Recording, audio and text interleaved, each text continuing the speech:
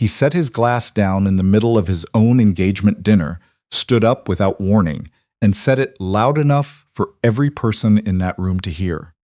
I want to be clear about what this is. Rafael's voice carried over the white linen tablecloths and the soft clink of stemware over the 30-odd business partners and family associates his uncle's estate had assembled to witness the announcement. This is an arrangement, a condition written into a will by a man who apparently didn't trust me to run his own company without a chaperone. He didn't look at Cassidy when he said it. He was already looking at the woman in the burgundy dress 3 tables over, Valentina, who sat with one shoulder tilted toward him, perfectly still, perfectly composed, like she was watching a performance she'd already seen and knew exactly how it ended. Cassidy didn't look away. She kept her eyes on her water glass, and she breathed slow and even, the way she'd taught herself to breathe in the years, since she'd learned that some rooms require you to survive them quietly. She thought about Gemma at home. 7 years old, probably asleep by now, spread out across her bed with her stuffed rabbit tucked under her chin. That was the thought that kept her steady. She picked up her glass and took a slow sip. She did not cry.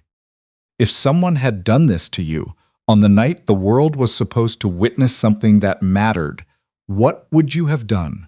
Would you have walked out? Would you have thrown the glass? Or would you have sat there, very still, and decided that the man who just humiliated you in public had no idea what he had sitting beside him? Drop your city in the comments.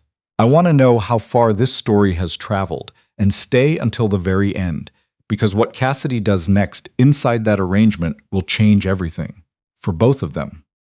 Edmund Calder had been dead for 11 days when the lawyer called.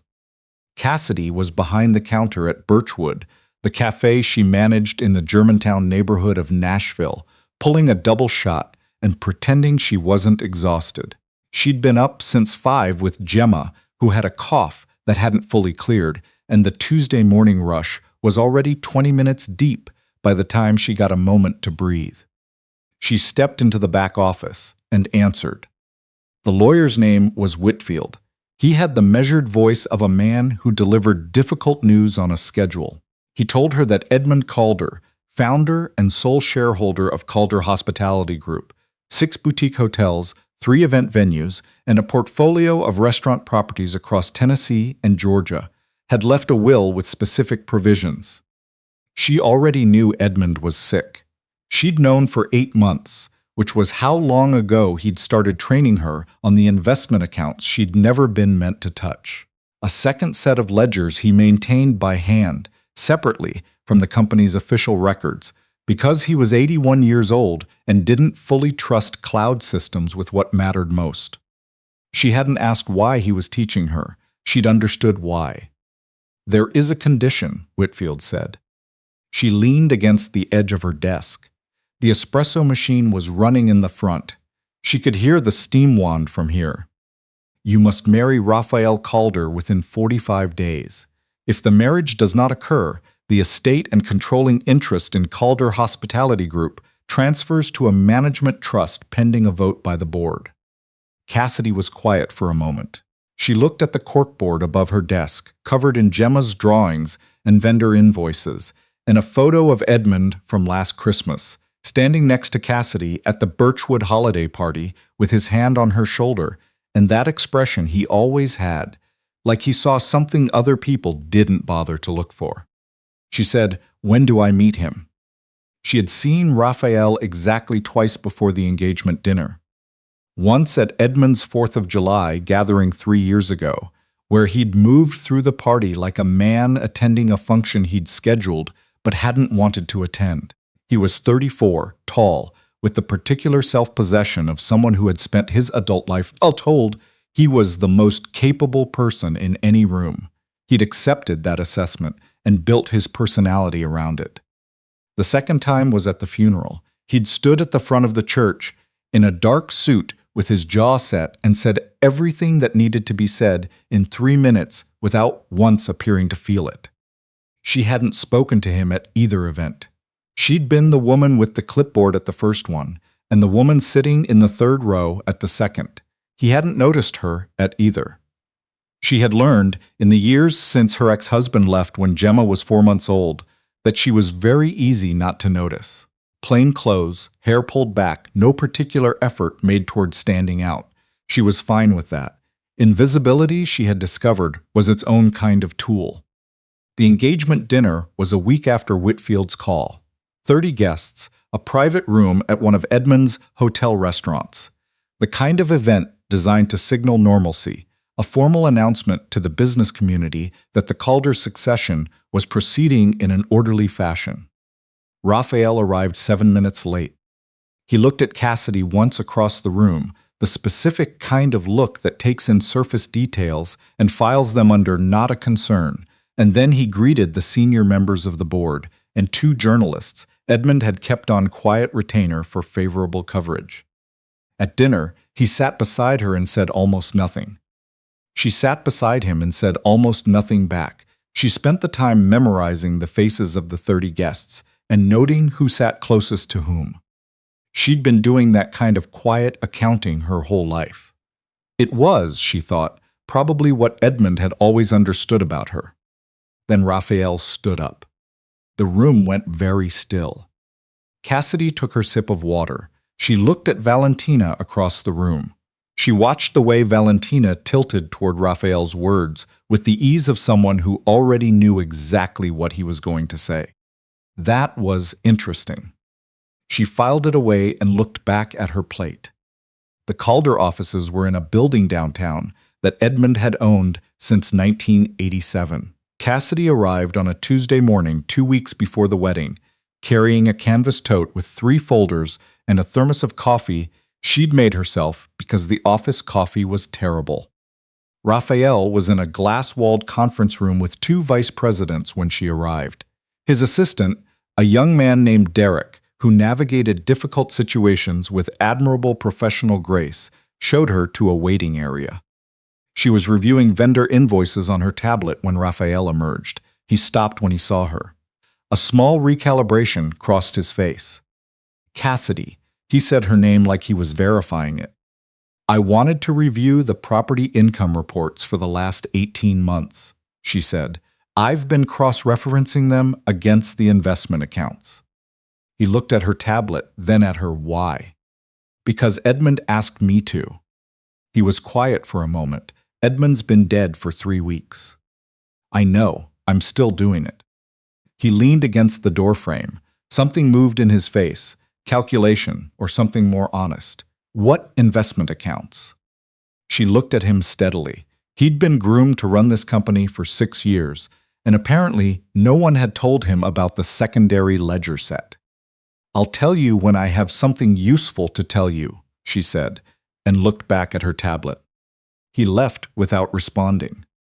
The wedding was on a Friday afternoon in the Calder Hotel's ballroom. 50 guests, mostly business associates. Cassidy wore a cream dress she'd bought at a consignment shop on 12th Avenue. It fit well, and she liked how it looked, which was all she needed from it. She'd left Gemma with her neighbor Mrs. Purcell, who made excellent macaroni and cheese and had a cocker spaniel named Benny that Gemma loved with her whole heart. Gemma had said, "You look pretty," Mama, before they left, and Cassidy had held that in her chest like a coal through the entire ceremony. Rafael stood at the front of the room, looking like a man completing a formality. He put the ring on her finger without looking at her hand. She put the ring on his. She noticed that his hands were steadier than she expected. At the reception, he crossed the room within 20 minutes to sit with Valentina. Cassidy watched from the seat she didn't leave. She struck up a conversation with Harold Raines, Edmund's oldest attorney, who was 73 and had gout and very strong opinions about Nashville's recent development boom. She found him genuinely interesting. They talked for 40 minutes. Across the room, Rafael sat with his hand near Valentina's on the table. Cassidy refilled her water glass. She found the first real discrepancy on a Wednesday night, 3 weeks into the marriage. She was in the small study Edmund had set aside for her use in the main office. He'd cleared it himself, brought in 2 floor lamps because the overhead lighting gave him headaches, stocked the bookshelf with annual reports going back to 2009. She'd been working past midnight most nights that week, after Gemma was asleep. The secondary ledger showed 6 transfers over 14 months that didn't match any invoices in the main system. Not approximations, not delayed postings, clean mismatches. The receiving account was coded under a vendor she didn't recognize, Meridian Land Solutions LLC. She pulled the vendor file. Meridian had no physical address, no website, no contract on record. She made a note and kept going. 2 weeks later, she had 8 more transfers. The total was not small. Rafael found her in the study at 11:30 on a Tuesday. She'd been there since 8. She didn't hear him open the door. "Still working," he said. She looked up. He was still in his jacket from whatever meeting he'd come from. He'd been in the office more often lately. She'd noticed, arriving in the evenings with a restlessness she recognized as the specific energy of someone being evaluated and knowing it but unable to see the evaluation happening. She set her pencil down. There are transfers coming out of the investment accounts that don't have corresponding records in the main financial system. He went still. How many? 17 confirmed, possibly more. She turned the legal pad toward him. They're all routing to the same vendor entity, Meridian Land Solutions. I can't find a legitimate business footprint. He came around the desk and looked at the page. She watched his eyes move down the columns. A muscle in his jaw tightened. "How long have you known?" "I suspected the first week. I've been building a confirmed picture since then." He looked at her. "Why didn't you tell me earlier?" She met his gaze evenly.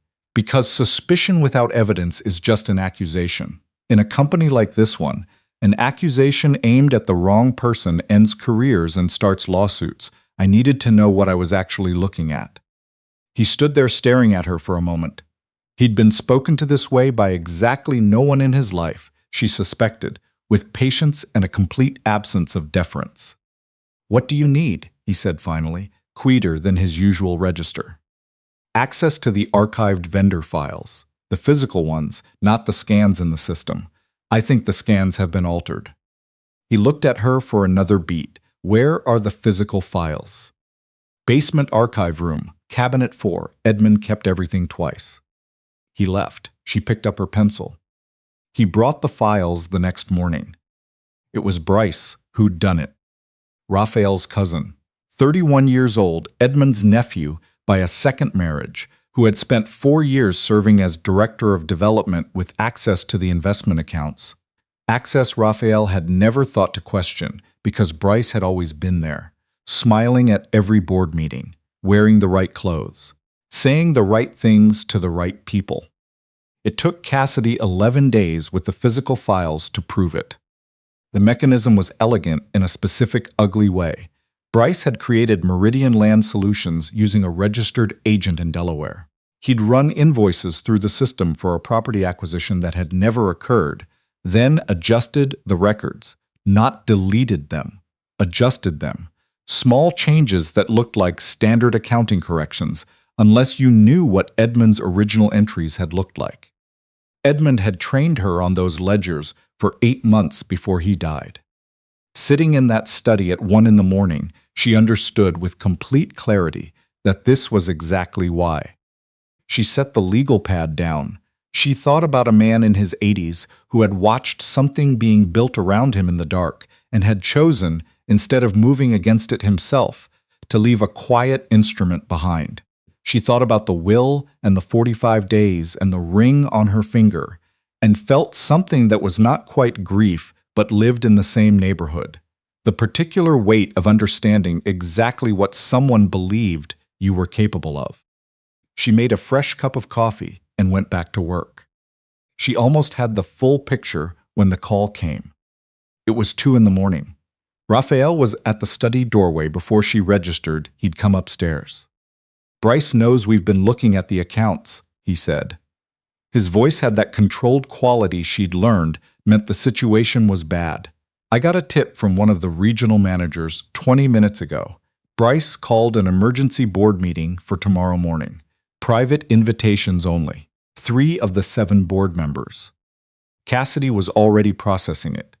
If he gets 3 votes for a confidence motion before you can present a counter, he creates a formal dispute that freezes the succession and buys him time to move the money. Yes, he looked at her. How complete is the evidence? Almost complete. There's one piece I still need, the beneficial owner on the Meridian registration. It's 1 layer behind the registered agent. She paused. Someone told him about what I've been doing in here. Rafael's expression didn't change. Something behind it did. Valentina was at the office yesterday, she said carefully. She came to drop something off for you. Your assistant mentioned she spent 15 minutes in the hallway near the archive room. He was very still. She didn't push it. She looked at the files. We need to move the most critical documents tonight. The originals of the Meridian transfers. If someone searches this room before morning, I'll handle the documents. He was already at the filing cabinet. Pack what you need. They spent the night at Harold Raines's house in Belmead.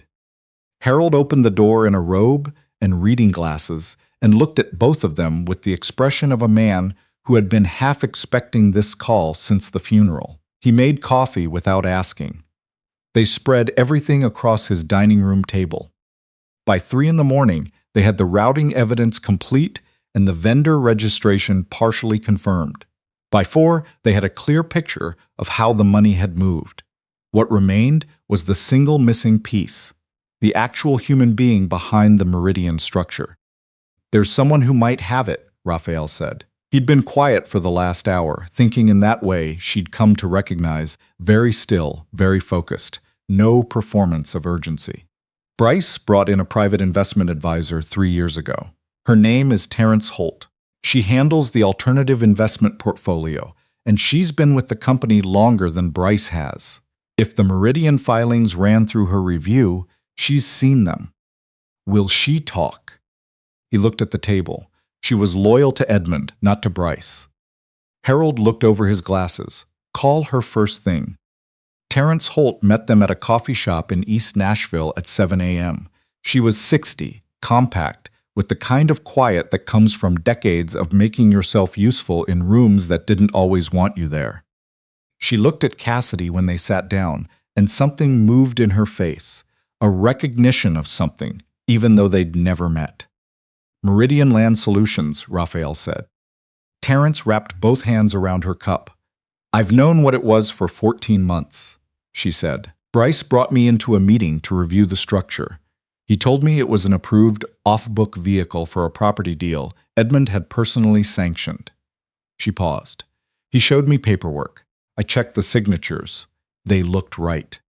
But, Cassidy said, but Edmund never mentioned it to me. In all our conversations about the portfolio, not once. And he mentioned everything.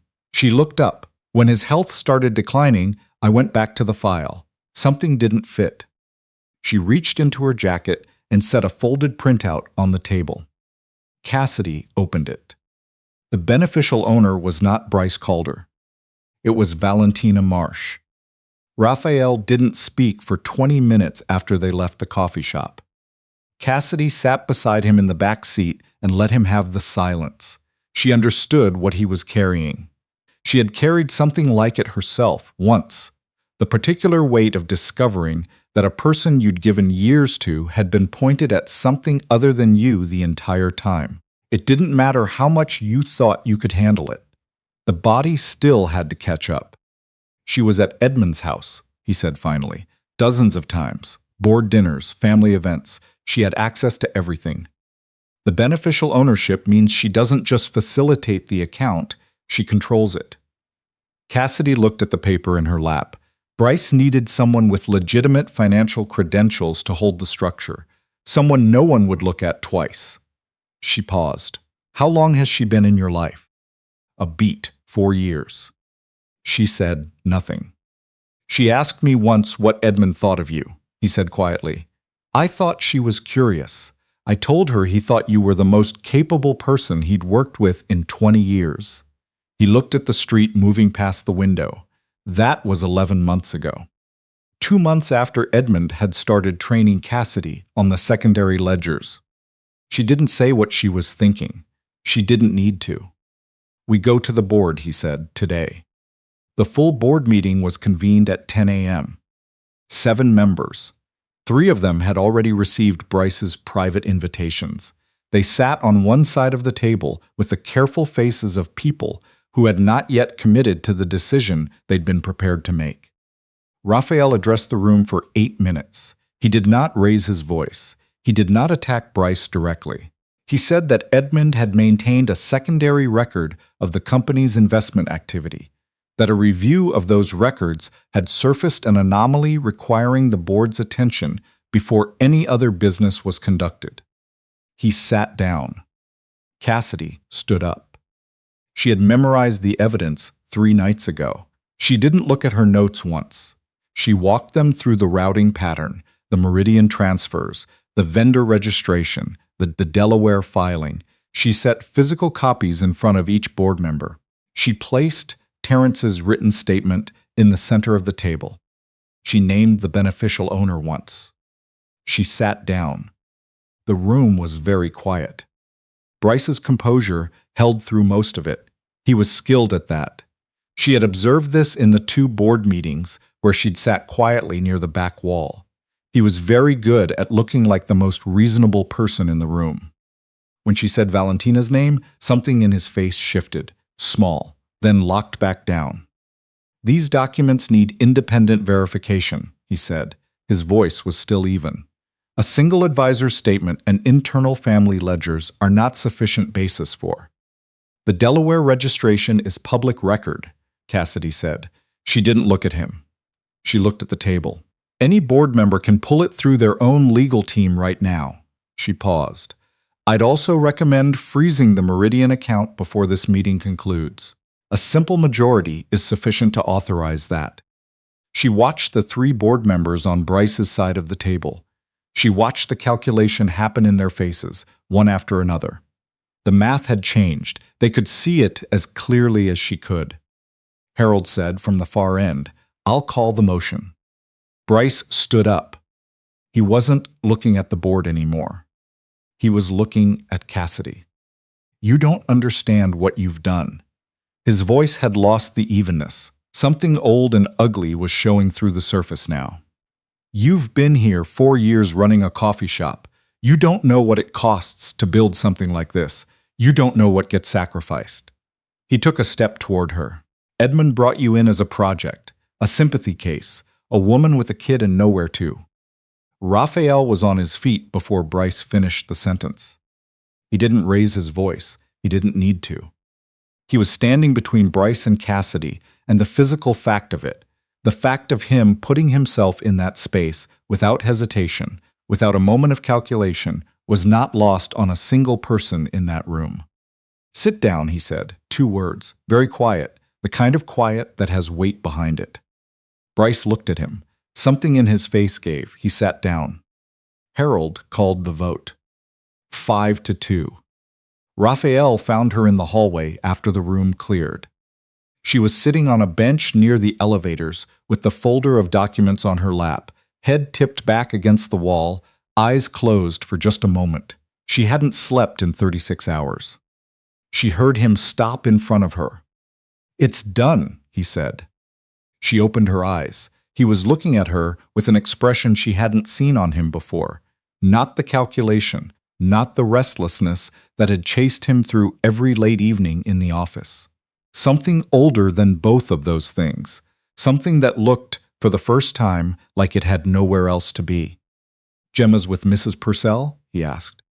She blinked. He knew about Mrs. Purcell. She'd mentioned it once, weeks ago in passing, while explaining why she couldn't stay past 10 on a Wednesday. Yes. "Good." He sat down beside her on the bench. "Not close, just present. You should sleep." "So should you." "I know." They sat in the quiet hallway for a moment. The building settled back into its normal sounds. Phones, distant voices, the elevator arriving 2 floors up. "What I said at the engagement dinner," he started. "You don't have to." "I do." He looked at his hands folded on his knees. "What I said, the way I introduced you at the wedding, what I let her." He stopped. He started again. I spent 4 years with a woman who was using access to my life as a professional instrument, and I never looked at her closely enough to know it. Meanwhile, you've been sitting in a room with my company's financial records, quietly preventing everything I have from being stolen, and I introduced you to 30 people as a condition of a will. She looked at him. He was not a man who said things like this easily. She could see the effort of it in the way he held himself. You deserved better than how I've treated you, he said. I know that saying it doesn't change what happened, but I'm saying it. She was quiet for a moment. She thought about what it had cost her to sit through that engagement dinner, through that wedding, without flinching. She thought about what it had just cost him to say this. Okay, she said. He looked at her. Just okay. You're going to have to prove the rest of it. The okay is where we start. Something shifted in his face. Not quite a smile, but something in that territory. The first real thing she'd seen on him that hadn't been managed into shape first. Fair enough, he said. The audit took 3 months. Bryce pled out quietly. Valentina was located in Scottsdale 7 weeks after the board meeting, when the civil suit finally caught up with her. The board voted to restructure the company's financial oversight the following spring. A new position, Chief Financial Officer, reporting directly to both the full board and the CEO. The vote was 6-1. Rafael offered it to Cassidy. She sat across his desk and looked at the offer letter for a long moment. Through the window behind him, Nashville was doing what Nashville did in October, going gold and unhurried, like it had all the time in the world. I'll need to think about it, she said. I know. Birchwood stays open. Whatever we decide, that doesn't change. It never was going to, he said. She looked at the letter. She picked up the pen. She signed it and set it on the desk between them. He looked at it, then at her. The afternoon light was coming through the windows warm and slow, and the room was quiet in a way that felt earned. One more thing, she said. He waited. Gemma wants to know if you're coming to her soccer game on Saturday. He held her gaze. Something moved in his face, slow and deliberate, like a door that had been held shut for a long time finally deciding to open. What time? He said. She told him. He reached for a pen and wrote it down.